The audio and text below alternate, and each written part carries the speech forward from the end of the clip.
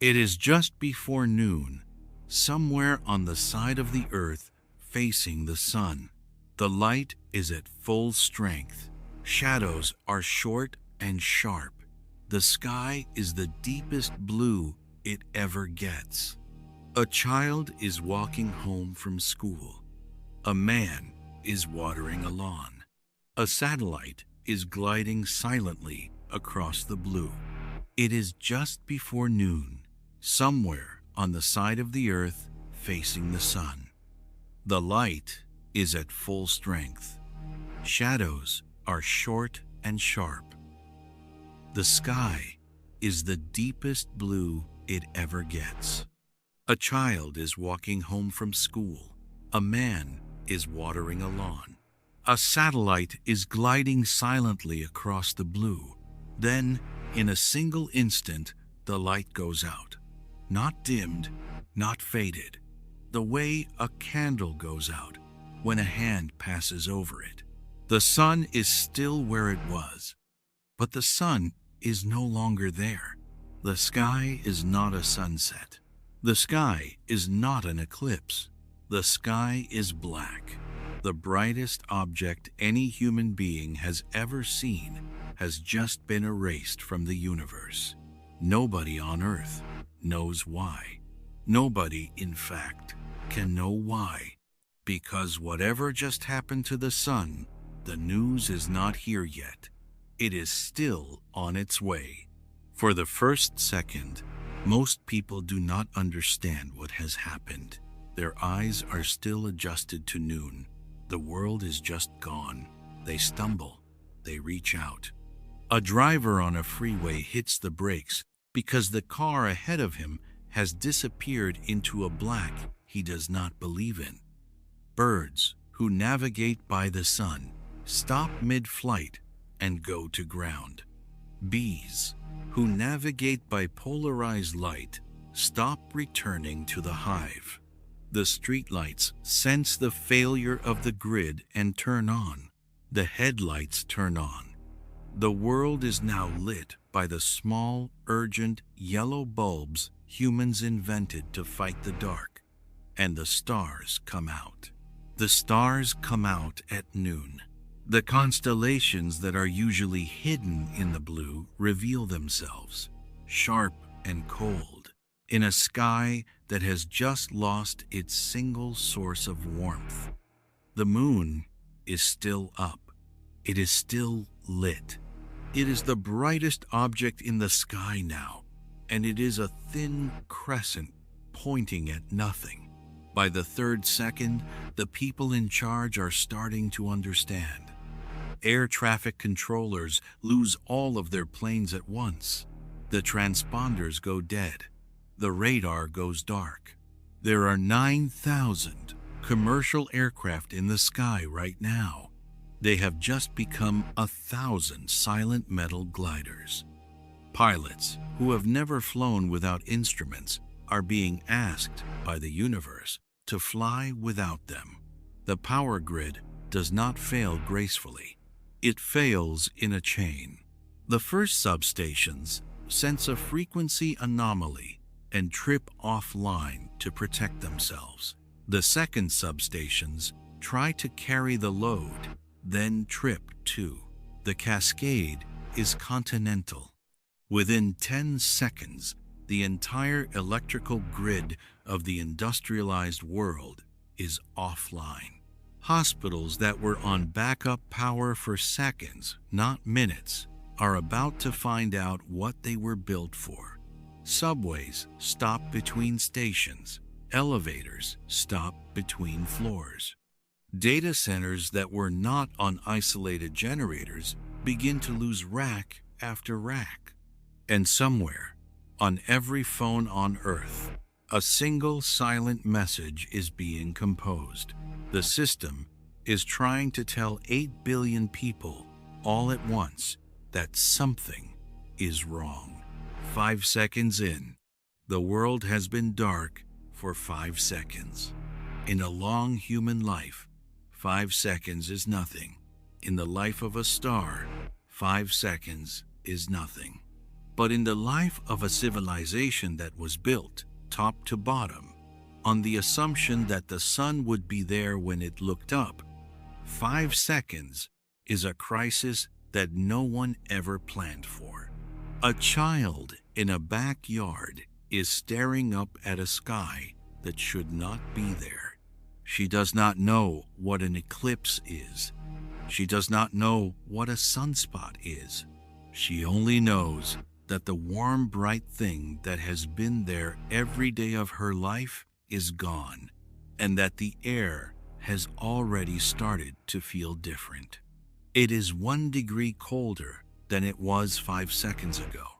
By the time anyone manages to read a thermometer, it will be 5 degrees colder. By the time anyone thinks to look at one, it will be 10. Somewhere in a bunker, a clock is ticking. The people inside have just decided, in the last 5 seconds, to begin the protocols for an event they have spent their entire careers praying would never happen. The protocols are not for a missing sun. The protocols are for the only thing in the long list of things the protocols cover that they think could have made this happen.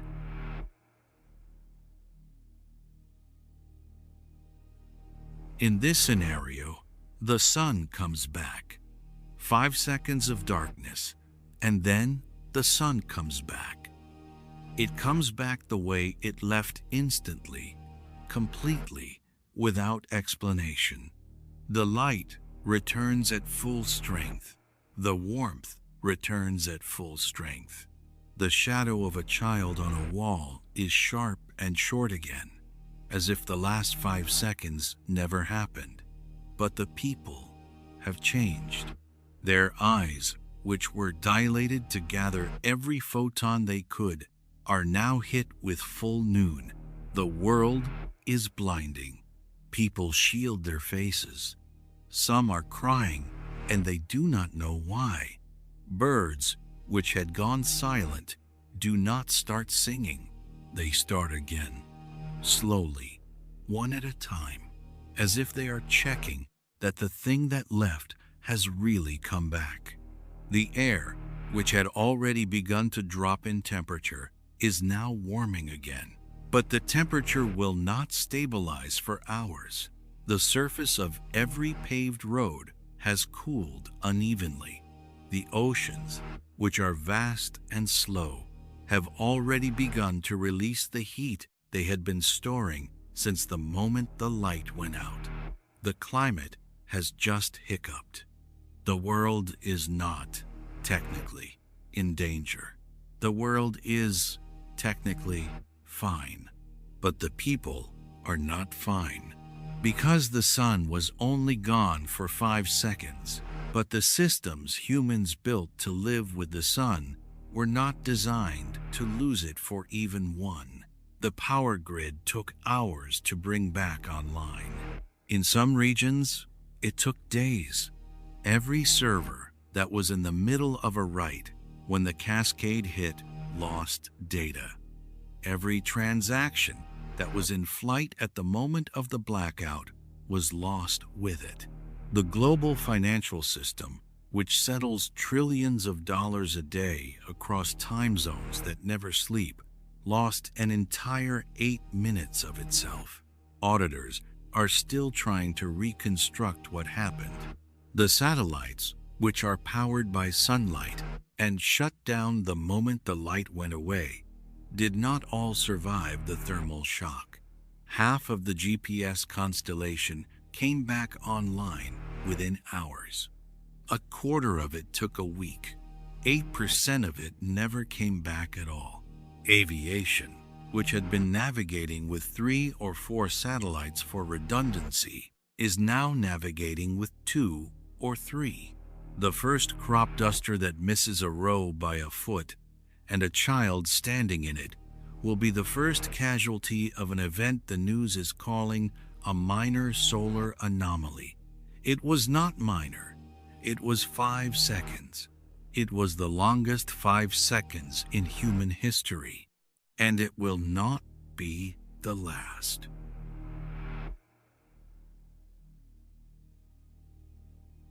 Here is the part that nobody on Earth knew during the 5 seconds. The sun had not actually disappeared yet.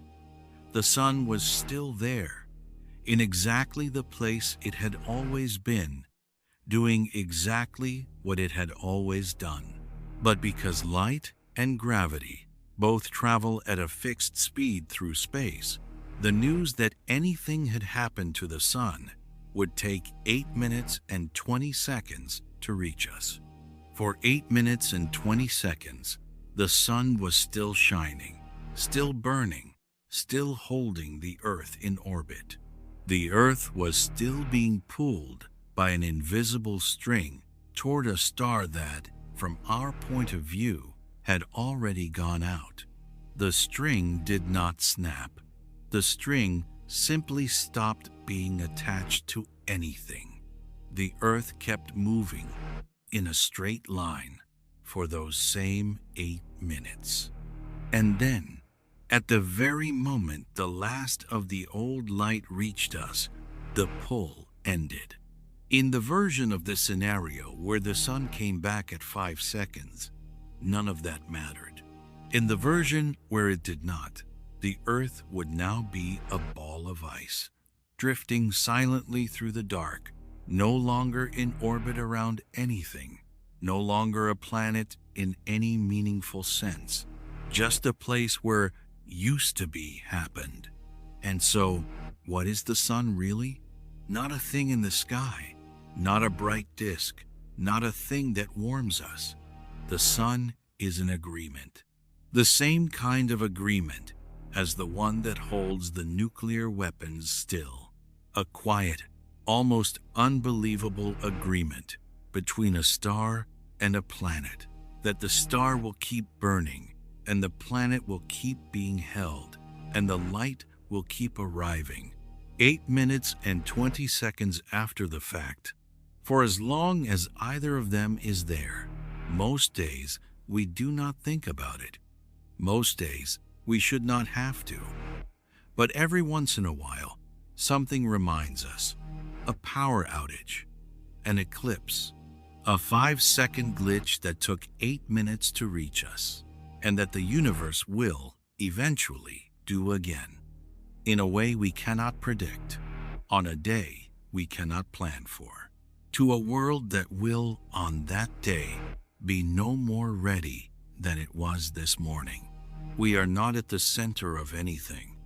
We are not even at the edge of anything. We are a small, wet rock in orbit around a small, bright thing in a part of the galaxy that no one has ever visited. And the only reason we are here at all is that, for the last 4.5 billion years, the small, bright thing has not blinked. What if it blinks tomorrow? We will be back tomorrow. New question, new answer. Subscribe and turn on the bell so you don't miss what comes next.